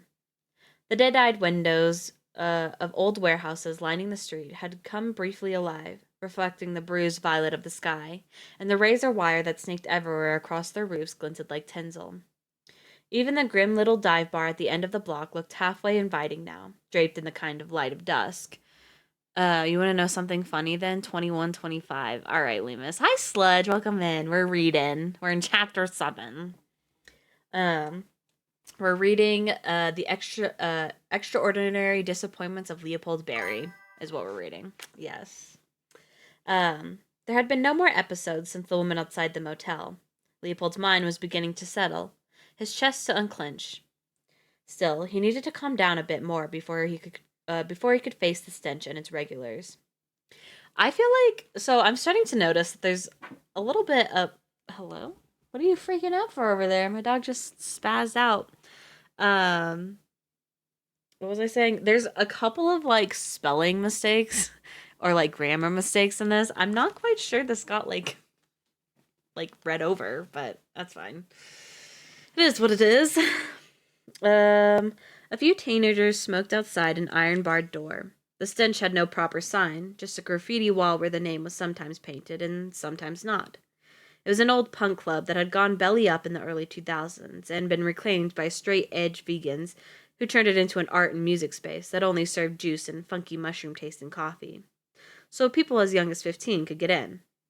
It had been adopted as the hangout spot of choice by seemingly half the weird art kids in the city, who'd all started unlistenable noise bands that performed here, and by a smaller population of nerds who dominated the upstairs loft space, was tabletop role-playing games.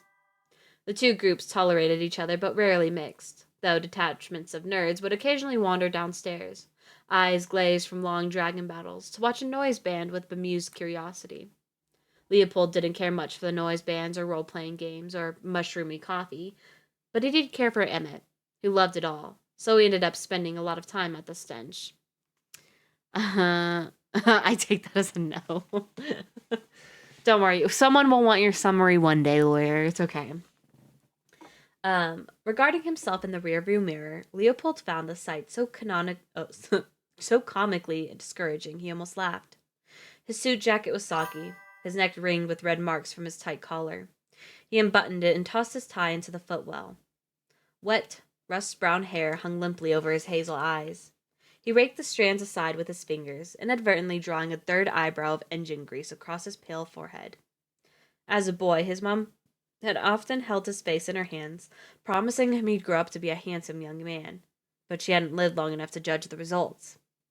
At the moment, in Leopold's humble opinion, he resembled a traveling salesman who'd slept in a bus station. I had the best summary ever lined up. Oh, what was your summary? You can say it. You can put it in there. you can tell me your summary, all right? With a resigned sigh, he reached behind his seat and dragged out the club, a heavy steel bar with a U-hook at each end. Not that anyone would want to steal Bessie. Still, he couldn't bear the thought of her being joy-ridden or dismembered for parts. So he wedged the club's hook through the steering wheel and locked it, then got out and ran across the street. Maybe if he hurried, he could still catch Emmett before Mika's set began. The smoking kids ignored him. So did the bouncer, engrossed in his phone. Leopold hurried down a dim hallway, papered and peeling posters, following an amplified whine that might have been Mika's band turning their instruments, or might have been a song. He emerged into the main room to discover Mika posing with her bandmates under the spotlights of the little stage. A few dozen art kids congregated in cliquey knots, respectable turnout if the audience outnumbered the band on a random weeknight.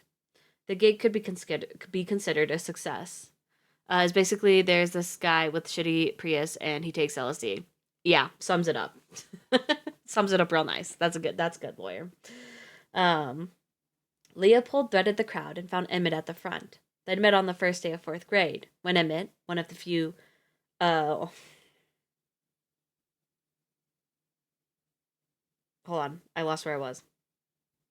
My, eye twitched and I fucking lost where I was. Where was I? What the fuck? Oh, Leopold threaded the crowd and found Emmett at the front. They'd met on the first day of 4th grade when Emmett, one of the few black kids in his class, had shown up wearing an Evil Dead t-shirt 3 sizes too big for him. Recognizing a kindred spirit, Leopold had walked right up to him and shaken his hand like a bona fide adult, and Emmett had been calling him Mr. Barry ever since. You okay? Emmett said by way of hello, shouting over the noise.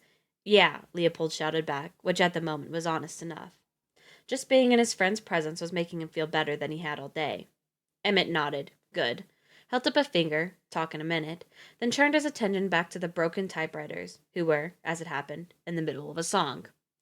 Leopold did his best to feign interest. All 4 members wore white painter jumpsuits. A girl in giant lensless grandma glasses was playing a saw with a violin bow, bending it to produce a noise that sounded uncannily like weeping. A hollow-cheeked goth boy tore pages from a phone book while kicking a drawer full of silverware in a 4x4 rhythm. Mika herself, who Leopold supposed was a singer, held a microphone up to an old tape deck that played a warbly recording of Mika's 8-year-old sister singing Earth Died Screaming by Tom Waits. The broken typewriter, I do actually like the name. I thought that too. It's actually pretty kind of cool. Where was it? The band was originally conceived as a Waits cover act, but had diverged at some point during the first rehearsal. Talent-wise, the typewriters were on par with most bands that played at the Stench, all of which were locked in a self-defeating war to outweird one another. Legend had it a crowd once gathered to watch a janitor vacuum the stage and applauded when he'd finished, to which the janitor had reacted with confusion, then disgust. Mika's band abruptly stopped.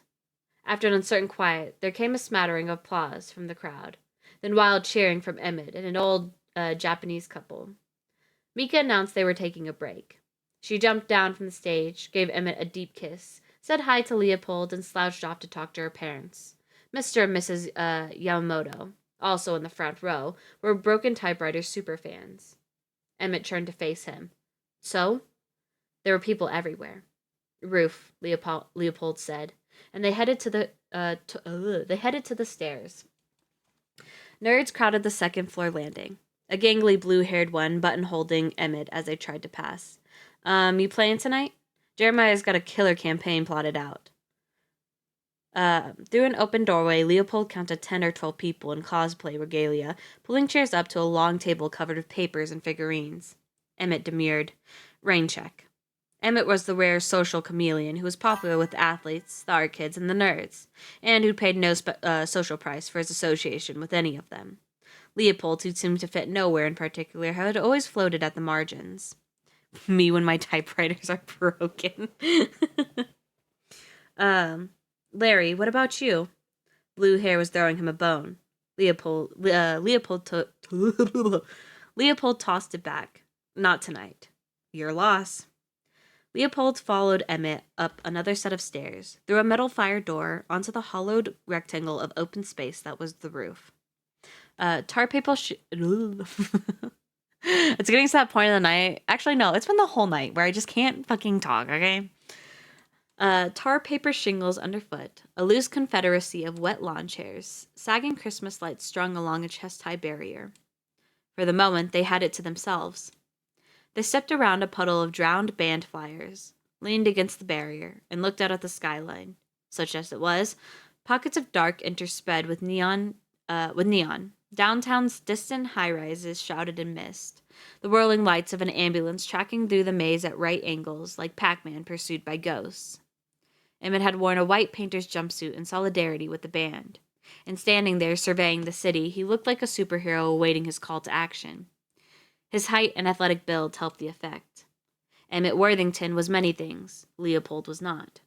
Level-headed, socially adept, well-liked. He was a shoo-in for either Stanford or Caltech, where his parents were professors. He was also loyal, and even as he graduated from outcast adjacent to something like cool in the ninth grade, he never made Leopold felt extraneous. Yeah, Emmett wasn't Leopold's only friend, but he was, in many ways, the only one who mattered. Have you ever heard of it raining like this in August? Emmett said. I bet there's actual water in the LA River right now, not just dead bodies and old shopping carts. It's so weird, Leopold agreed, his anxiety rising at the mention of rain, which he'd had nothing to do with. Emmett took out a vape pen and held it to his lips. It glowed brightly. A moment later, he blew a cloud of apricot-flavored smoke toward the high-rises. Leopold shot him a look. Seriously? I thought you quit. I did. Then I unquit. Well, requit. That's disgusting. Emmett sighed. Tomorrow. Don't tell Mika, okay? I won't tell Mika. I'll tell your mom. Wow. Emmett raised an eyebrow, then took another drag. I think it's been too long since the last time I kicked your ass. Leopold cracked a smile. I'm serious. It's not cool to smoke anymore. It's celery juice or die. Emmett poked him in the chest. Beep. Next track.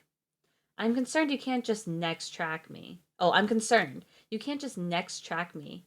I'm the one who should be concerned. You sounded freaked out on the phone, and that suit... Emmett winced as he appraised Leopold.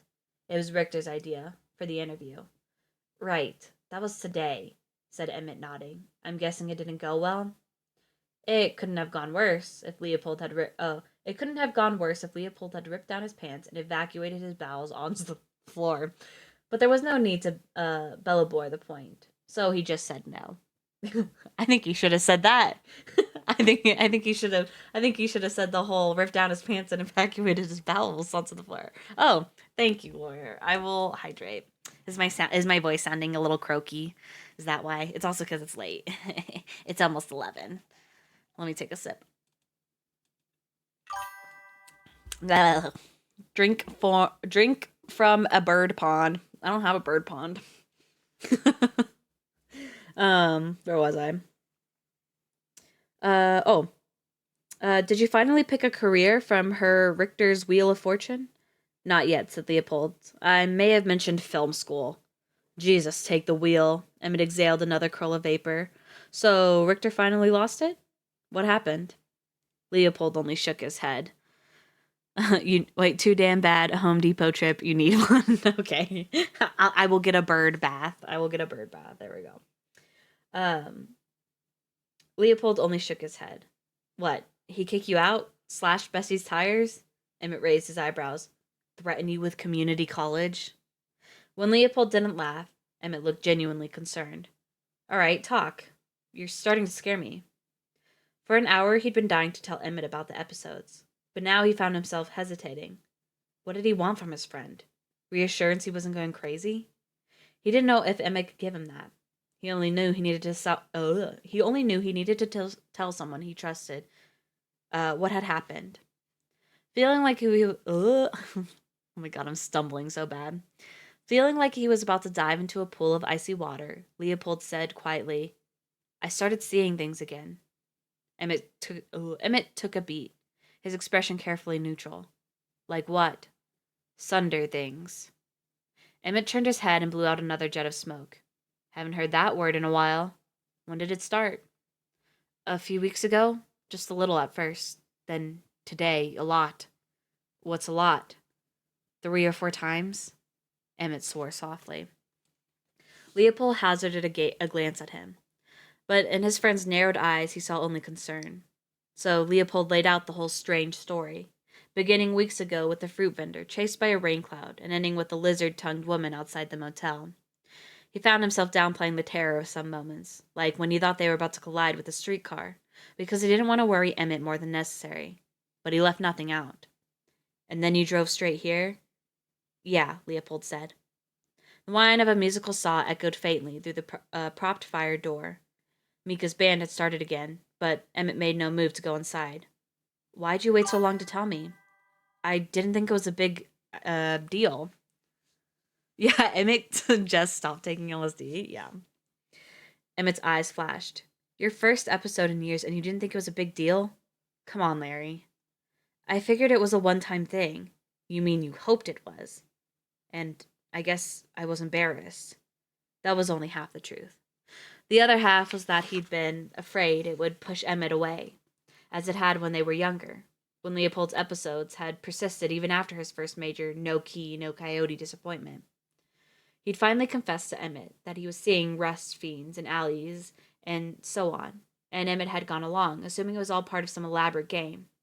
Eventually, Emmett made the mistake of mentioning Sunder in front of his parents, and something in the way he talked about it, with nearly as much conviction as Leopold, spooked them so much they told Emmett he couldn't hang out with Leopold for a while, and to make certain of it, they'd packed Emmett off to summer camp. When Emmett finally returned, Leopold pretended he'd never believed Sunder was real in the first place, and slowly their friendship revived.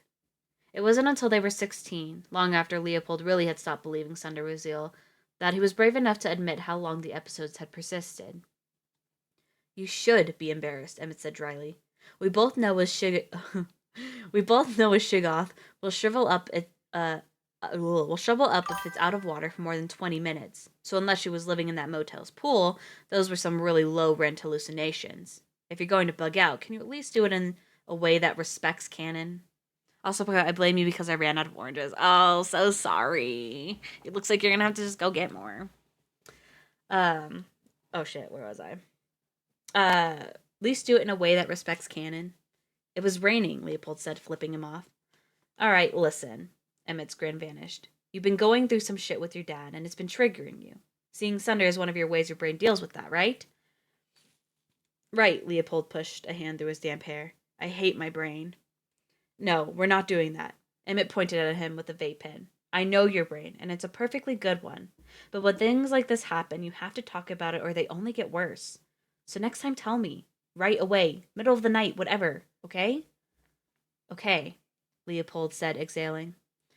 He felt a sudden rush of gratitude for Emmett, and resisted the urge to give him a giant, back-slapping hug. He was trying to affect the air of someone who wasn't on the verge of a breakdown, and it was hard work keeping up the show. Thanks, man. Anytime. Emmett watched him carefully. You good? I'm good. For the first time in too long, the words felt almost true. There was a beat of companionable quiet between them. The band's wheezing music drifted up the stairs. You should come out with us after the show, Emmett said. I know you don't love Mika's friends, but what's not to love? Leopold cut him off. The last time we hung out, Jessica told me I had the potential to be hot, but no hope of being memorable. Damn. Emmett's eyes dimmed, then brightened. She said you had potential, though. Leopold was smiling as he said, dickhead. Potential in a three-piece suit. Emmett nodded at Leopold's still damp clothes. You're looking dapper as a rich murder victim, Mr. Barry. Leopold laughed despite himself. All right, whatever, I'll come. I'm not ready to go home and deal with Richter yet anyway. Yes, Emmett fist pumped as they headed for the exit. It'll be the best night of your life, I promise. Nope, that right there, that's a death flag. He's raising that flag and he's waving it around. When characters are like, oh, it's going to be the best night of your life, usually it's going to be a pretty shitty one, actually. Anyway, we're going to eat shitty diner food and talk about noise bands, aren't we? Emmett briefly looked back. Like I said. And that was the end of chapter 7. We're going into chapter 8 now. How long? Oh, chapter 8 is only 2 pages long. Shitty dinner oranges. Okay, chapter 8 is very short. It's only 2. It's not even like I think it's really just 1 page, honestly. But anyway. Chapter 8. The typewriters cranked out some more noise, then finished with a funeral rendition of Britney Spears' Toxic, the lyrics sung in Latin. It wasn't quite 9 o'clock. Leopold's phone had been buzzing with angry messages from his father. Get your ass home, and so on. Until finally he just silenced it. As a small crowd cleared out, Leopold and Emmett clustered by the juice bar to pick a restaurant. Joining them were Mika and 2 of her bandmates, Clark and the aforementioned Jessica, the phone book ripper and musical saw player, respectively. Leopold had lifted his hand and limp hellos, and though Clark acknowledged him with an uncertain look, Jessica had tucked her platinum blonde hair behind her ears and said without cruelty, "Have we met before?" The typewriters had shed their white jumpsuits and were now dressed like standard art kids in band shirts and shapeless light wash mom jeans, except for Mika, who'd paired her band shirt, weirdo rippers, with tan canvas pants and ugly on purpose Teva sandals from the 90s. The pants, Mika never tired of explaining, were from a store in Panorama City called Pantstown, which sold unironic workwear in bulk and had been experiencing a recent and baffling influx of teenagers. Leopold thought she looked good despite her clothes, but because he tried not to dwell on Mika's attractiveness, she being Emmett's girlfriend and everything, he pretended to study the juice bar menu and turned his thoughts to food. He hadn't eaten since breakfast and he was suddenly ravenous. Pantstown, yeah. Clifton's, Emmett suggested, now dressed in the white tee and black jeans he'd been wearing under his jumpsuit. The Perch, Clark countered. Jessica wrinkled her nose. Too expensive. You have a trust fund, Clark pointed out. Not until I'm 25. So Clifton's, Emmett insisted. Clark looked defeated. It's so old. You think they sell pants there? No, they only sell shirts, actually. Leopold just watched, amused. He knew where this was heading. Z Cafe, Mika suggested, then waved her hand and said, "Never mind," before anyone could respond. 2 avocado toast. I thought you liked avocado toast, Clark said.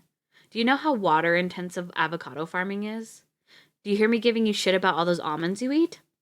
I don't know why we go through this when we always end up at either the pantry or Clifton's, Jessica whined.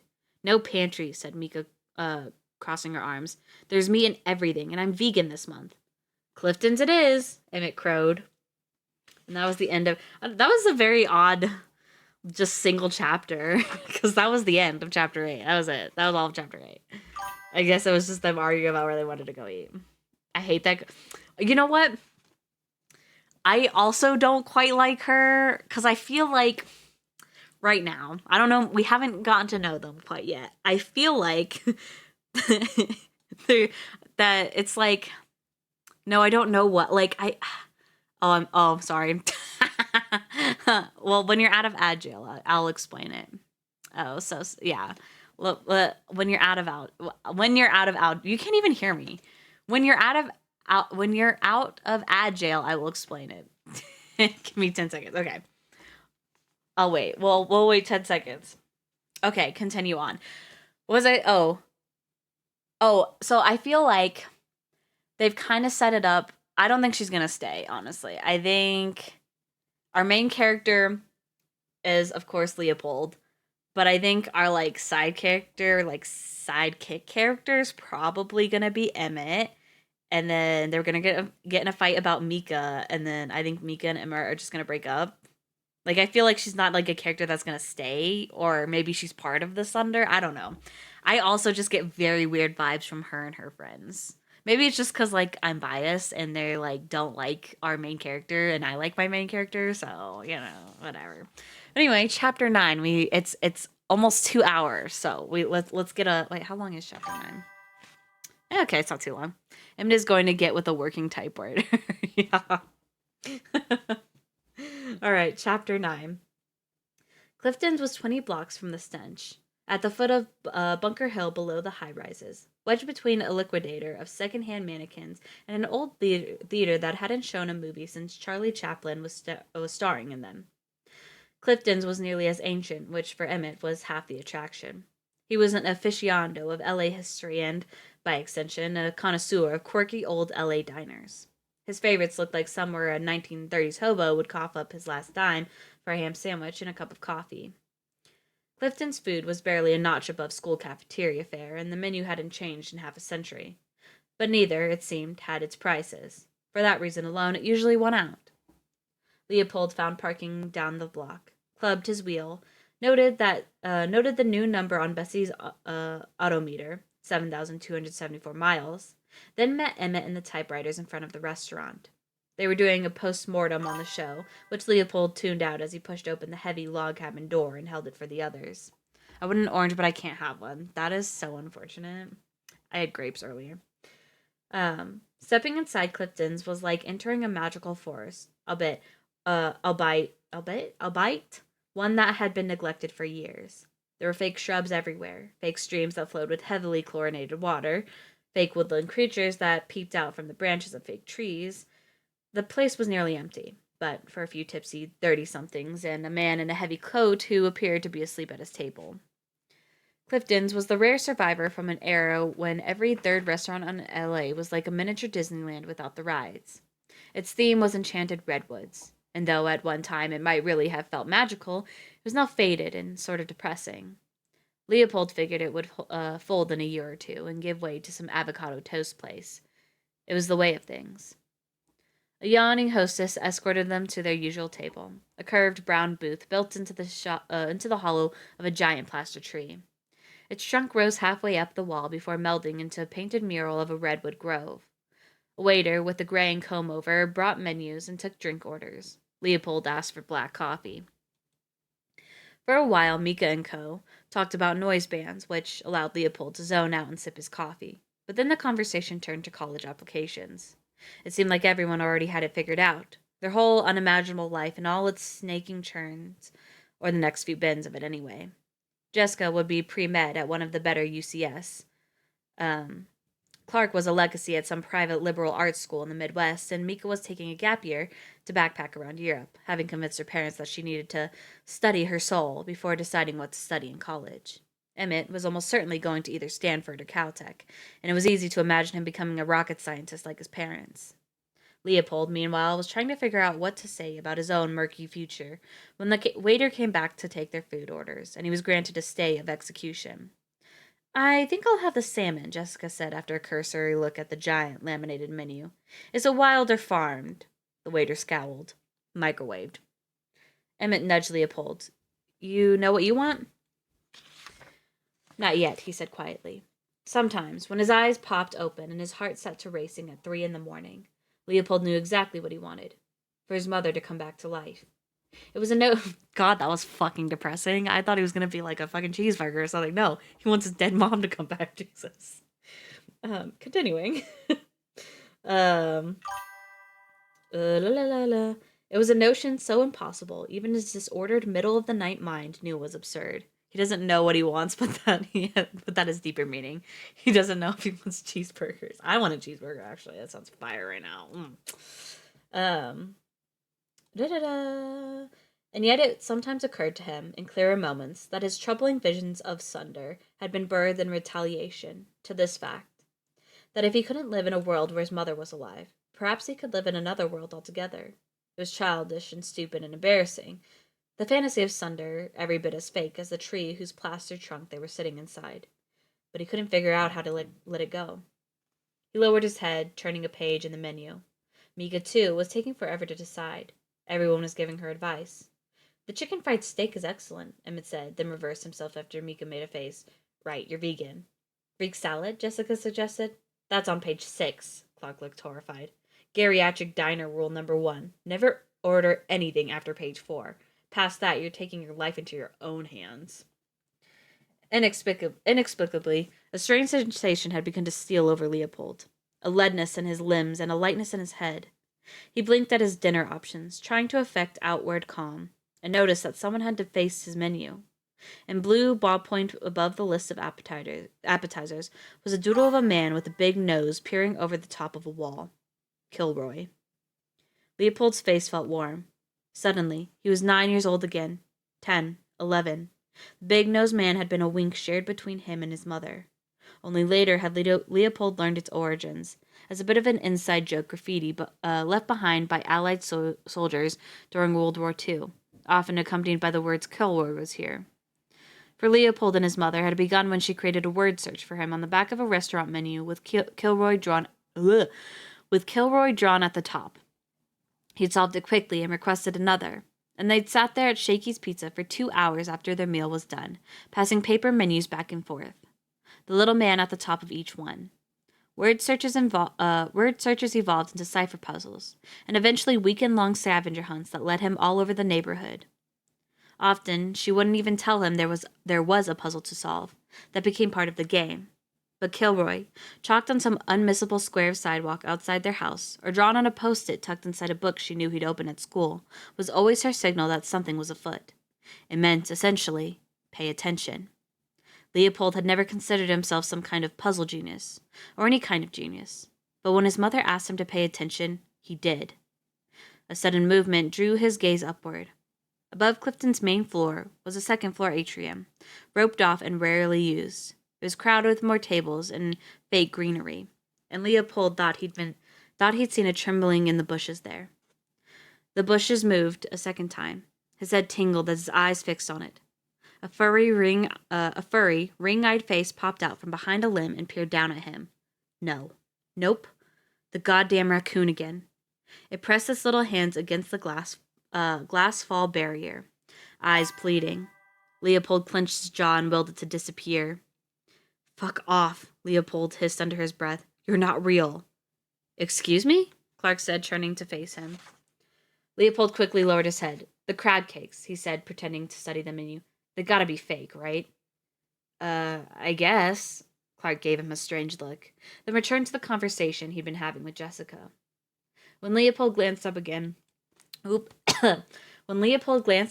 raccoon was gone. He remembered, with a rush of relief, Emmett once telling him that most of the fake woodland creatures in Clifton's were animatronic. At some point in the restaurant's history, they'd all been functional, so that as you walked around, you might see a tin gopher poke its head out of a hole, or a wooden woodpecker tap on a tree. That would account for the raccoon. Maybe a few of them still worked. And for you? It was his turn to order.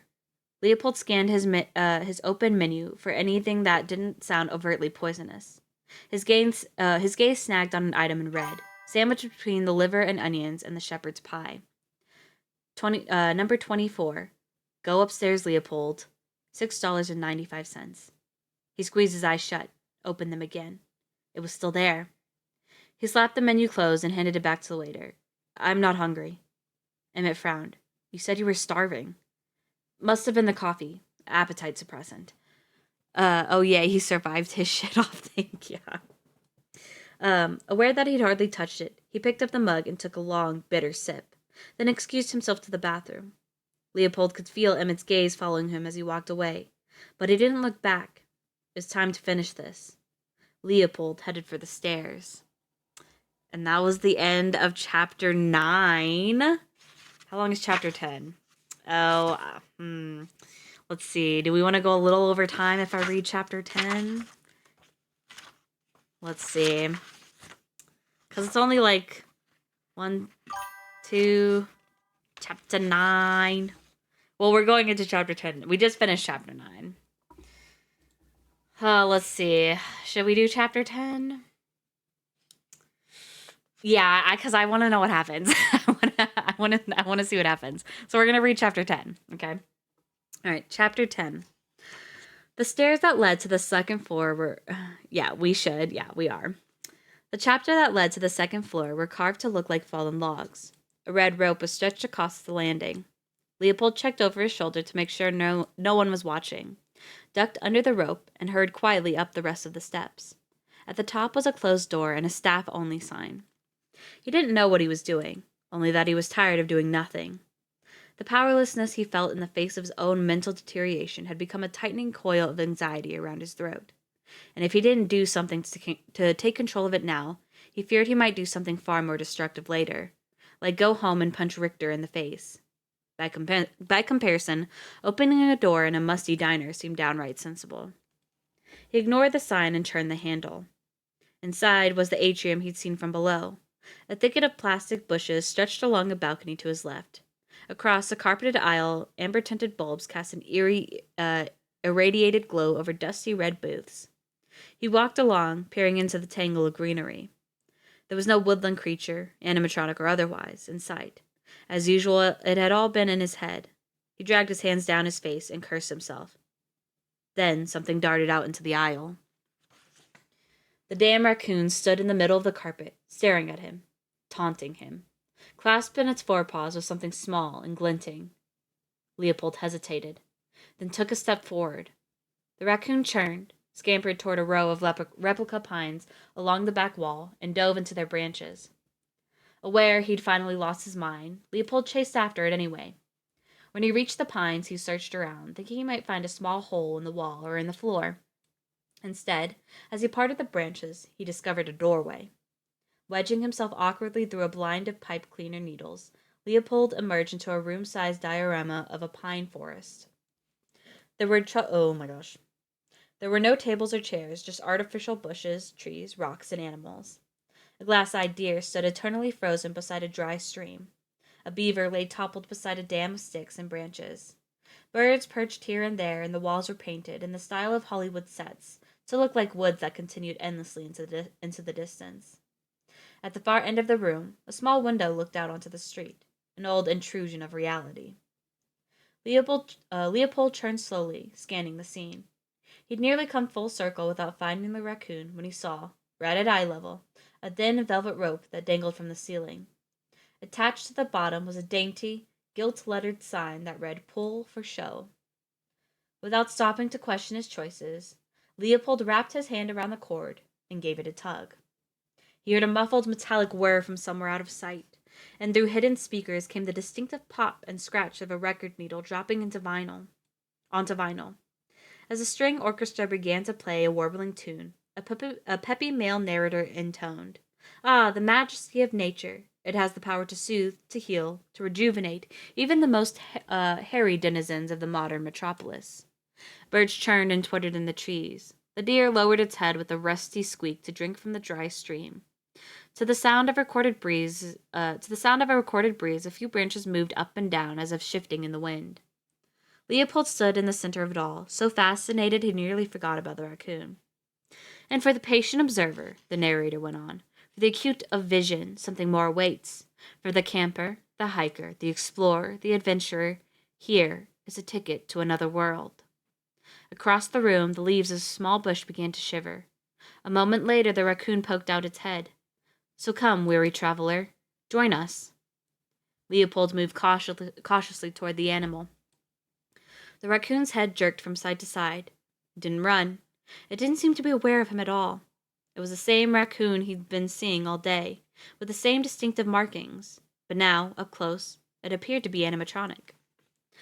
Leopold crossed the room until finally he found himself standing right in front of it. His heart was drumming. The raccoon's head swiveled toward him. Its paws stuttered upward, cupping an offering. They held a silver coin. With some trepidation, Leopold reached down and took the coin from the raccoon's stiff paws, then studied it in the reddish light. On one side was written, "Good for one ride." On the other, "Angel's Flight Railway." He stared at it for another long moment, then slowly raised his head. The room's only window was just a few feet away, framing a view of 8th Street and the steep rise of Bunker Hill, stippled with palms and sad apartment buildings. A narrow metal track ran straight up the middle, and stalled on the tracks. Not far from the bottom was a solitary red trolley car. It's not a raccoon, it's a bear. Oh my god, Five Nights at Freddy's? Yeah. um, it was a shot from the opening credits of Sunderworld. He became aware, gradually at first, of a cool breeze across his skin. A kiss of fresh night air. Forest air. The pine bough beside the window had resumed its rustling, but the sound it made was gentler than before.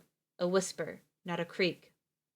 Looking closely, he saw that it was made not from plaster and pipe cleaners, but real wood and real needles, and real needles and real dripping sap redolent of the outdoors.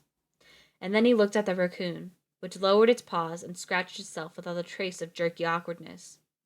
He was about to speak to it when his name rang out. "Larry?" It was Emmett. He burst through the door in the wall of pines behind him, and the spell was broken. What the hell is going on? There was an abrupt, grating screech from within the walls, and a noise like gear stripping. The trees and animals around him began to shudder and shake. Demonstrably mechanical again. The raccoon emitted a shrill whine and made Leopold wince. That made Leopold wince. And then an electrical spark arced through the wiring behind its eyes. It caught fire. "Holy shit!" Emmett cried. Flames erupted from the raccoon's eye sockets, then quickly spread to its bristle-brush fur. Leopold Leopold tried to stomp it out and instead sent the thing tumbling stiffly into a bush. Damn, he fucking drop kicked it. That's crazy. The fire roared, engulfing the fake shrubbery. Leopold tore off his suit jacket and threw it on a rill of flame that was spreading toward the pines, which were nothing but 90-year-old kindling. Oh my god. He and Emmett both stomped on it, but then the jacket itself began to burn. Leopold had just decided to run for help when their waiter suddenly appeared in the door with a fire extinguisher. Out of the way, he bellowed, and sprayed white foam until the extinguisher ran dry. In a few seconds, it was over, and the air was filled with smoke and char and the stink of chemicals. The waiter rounded on them, his face flushed, his comb-over flopping down the wrong side of his head. "What were you doing in here?" he cried. "No one's allowed in here." They ran. And that was the end of chapter 10. Ooh, so I don't know. I see. I want to think that this is all like in his head, but I know it's not. But it feels like so. Like the line is just so blurred, and I love that. Honestly, I love books like that. We are gonna go raid someone. Don't leave just yet. I do imagine quite a few of you might be asleep, which is fine. That just means whoever you guys are going to will get you guys for a very long time. Let's see. We're gonna go raid. Let's see. Let's raid. Oh, we haven't raided this person in a while. Also, I will be streaming tomorrow. It is Silent Hill F tomorrow, so that'll be very exciting. What else was I gonna say? I literally can't remember. It's so late now. Let me set up this raid real quick. La la la la la. I think I did that. Yeah, Loud Hill. Yes, yes. Yes. Stream tomorrow. Silent Hill F. Hopefully I will see you guys then. If not, I will catch you later. But have a good night, day, whatever it may be for you, and bye bye.